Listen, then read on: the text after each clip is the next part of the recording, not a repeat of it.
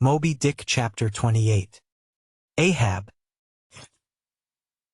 For several days after leaving Nantucket, nothing above hatches was seen of Captain Ahab. The mates regularly relieved each other at the watches, and for aught that could be seen to the contrary, they seemed to be the only commanders of the ship. Only they sometimes issued from the cabin with orders so sudden and peremptory, that after all it was plain they but commanded vicariously. Yes, their supreme lord and dictator was there, though hitherto unseen by any eyes not permitted to penetrate into the now sacred retreat of the cabin. Every time I ascended to the deck from my watches below, I instantly gazed aft to mark if any strange face were visible, for my first vague disquietude touching the unknown captain, now in the seclusion of the sea, became almost a perturbation.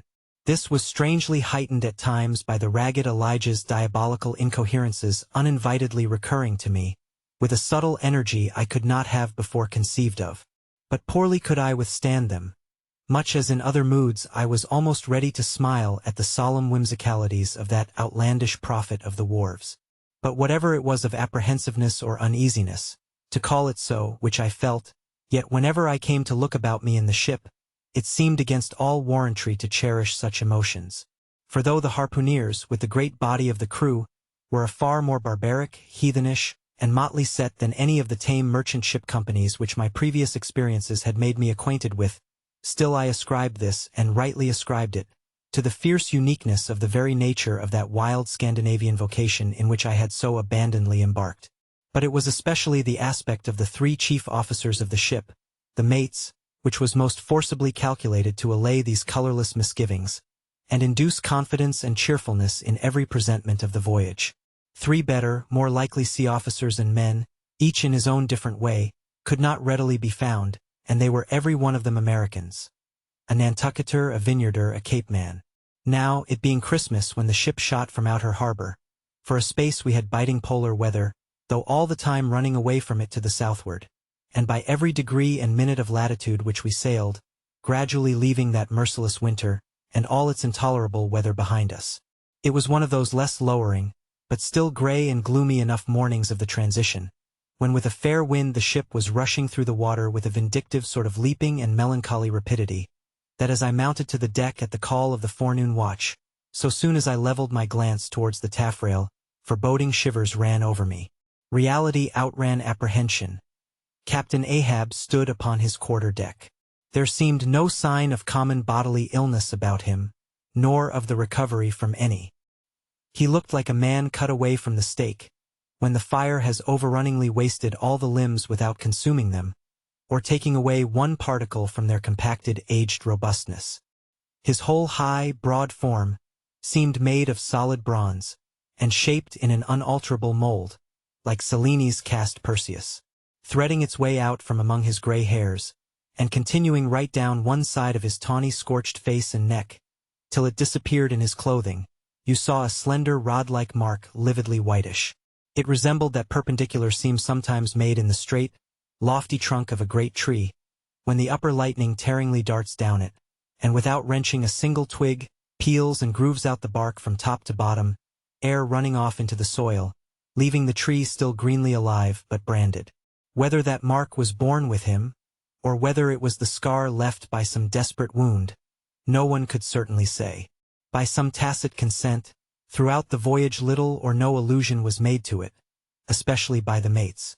But once Tashtagos Sr., an old gay-head Indian among the crew, superstitiously asserted that not till he was full 40 years old did Ahab become that way branded, and then it came upon him, not in the fury of any mortal fray, but in an elemental strife at sea.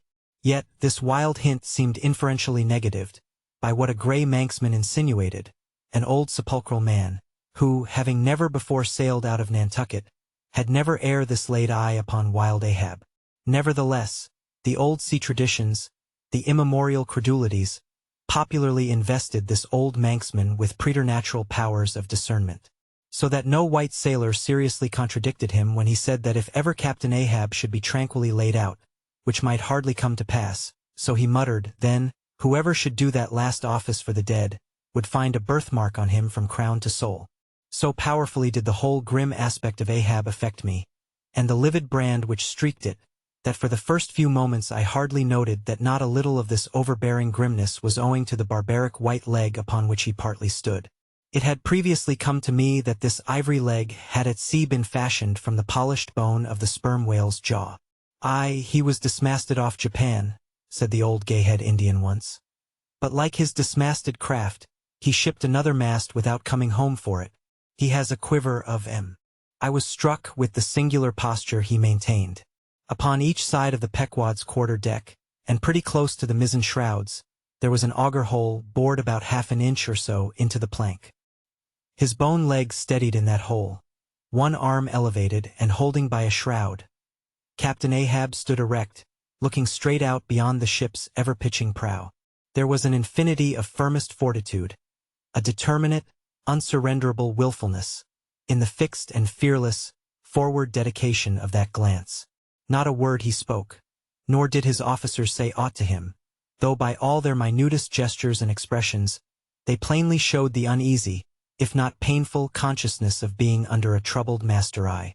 And not only that, but moody stricken Ahab stood before them with a crucifixion in his face, in all the nameless regal overbearing dignity of some mighty woe. Ere long, from his first visit in the air, he withdrew into his cabin. But after that morning, he was every day visible to the crew, either standing in his pivot hole, or seated upon an ivory stool he had, or heavily walking the deck. As the sky grew less gloomy, indeed began to grow a little genial, he became still less and less a recluse, as if, when the ship had sailed from home, nothing but the dead wintry bleakness of the sea had then kept him so secluded. And by it came to pass that he was almost continually in the air. But as yet, for all that he said or perceptibly did on the at last sunny deck, he seemed as unnecessary there as another mast. But the Pequod was only making a passage now, not regularly cruising. Nearly all whaling preparatives needing supervision the mates were fully competent to, so that there was little or nothing out of himself to employ or excite Ahab now, and thus chase away, for that one interval, the clouds that layer upon layer were piled upon his brow, as ever all clouds choose the loftiest peaks to pile themselves upon. Nevertheless, ere long, the warm, warbling persuasiveness of the pleasant holiday weather we came to seemed gradually to charm him from his mood. For, as when the red-cheeked, dancing girls April and May trip home to the wintry misanthropic woods, even the barest, ruggedest, most thundercloven old oak will at least send forth some few green sprouts to welcome such glad-hearted visitants. So Ahab did, in the end, a little respond to the playful allurings of that girlish air. More than once did he put forth the faint blossom of a look, which, in any other man, would have soon flowered out in a smile.